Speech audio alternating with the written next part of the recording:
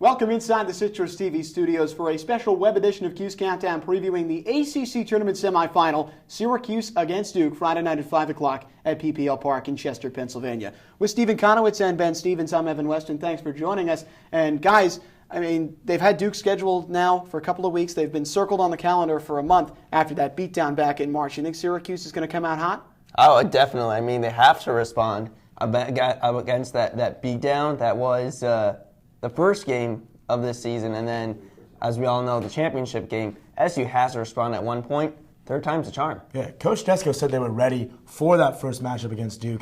They didn't look ready. We'll see if they're ready this time. 4 straight losses for Syracuse against Duke, and the last one was the worst one. Let's take a look at that. 21-7, a doozy. The worst loss for Syracuse in 37 years. 6 goals and 4 assists for Deemer Class, the sophomore midfielder. He had 10 points, joined by 8 points from Miles Jones and Jordan Wolf. A complete decimation for Syracuse as Brendan Fowler wins 24 of 31 faceoffs for the Blue Devils.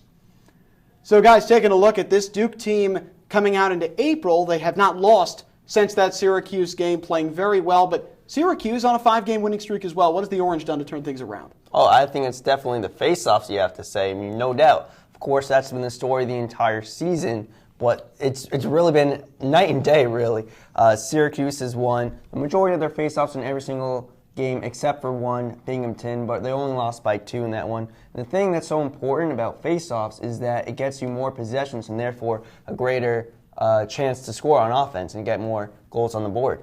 You just talked about their offense, Steven. I'm going to look at their defense, something that has really helped them out since that big loss against Duke. Evan, you mentioned 21 goals, the most they've given up in quite some time. But now the defense has come back. They haven't allowed 10 goals since that game, even held Cornell, a team that averages 13.5 goals a game, one of the most prolific offenses in the country, to 9. They're doing it well. They're stopping shots. Duke had 57 in that first matchup. They held North Carolina, another team, just down Tobacco Road, to only 31 in that big win in the Carry Dome a couple weeks ago. So I think it's the defense that's really helped Syracuse turn around and get on that 5-game win streak. Yeah, Bobby Wardwell over 50% in the second half in each of those past 5 games. And guys, now your X factors for this game. Steve, I think you're turning to a familiar face. Yes, this has to be Brendan Fowler, the face-off guy for Syracuse. Absolutely destroyed the Orange in multiple matchups. As we've seen last time, 77% of the face-offs he won. He's very physical. That's a thing about him that's very strong. He's very physical, and he's just been doing an absolute awesome job on the Orange and the overall.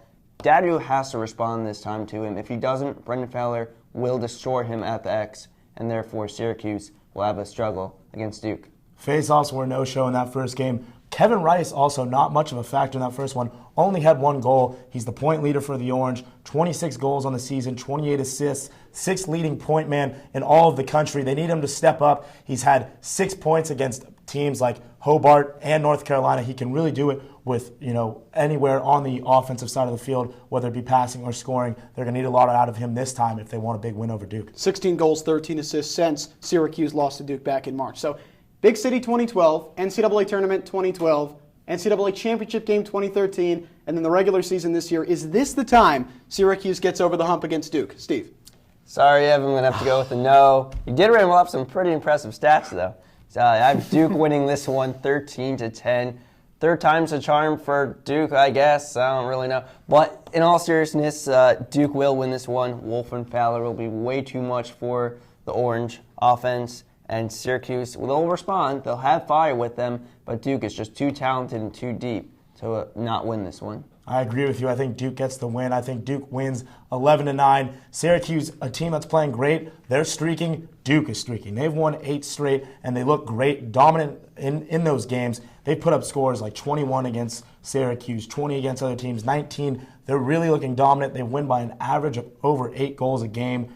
That goal margin is very impressive, shows why Duke's a very impressive team. Yeah, putting together one of the greatest resumes maybe in the recent NCAA tournament history, 7 straight Final Fours for the Blue Devils. Remember to keep it locked right here at sportsblog.citrustv.net and on Twitter at CitrusTV Sports. We'll have live updates from Chester, Pennsylvania all throughout Friday night. Syracuse taking on Duke in the ACC Tournament semifinals. For Steve and Mr. Stevens, I'm not Steve. My name's Evan Weston. Thanks for watching.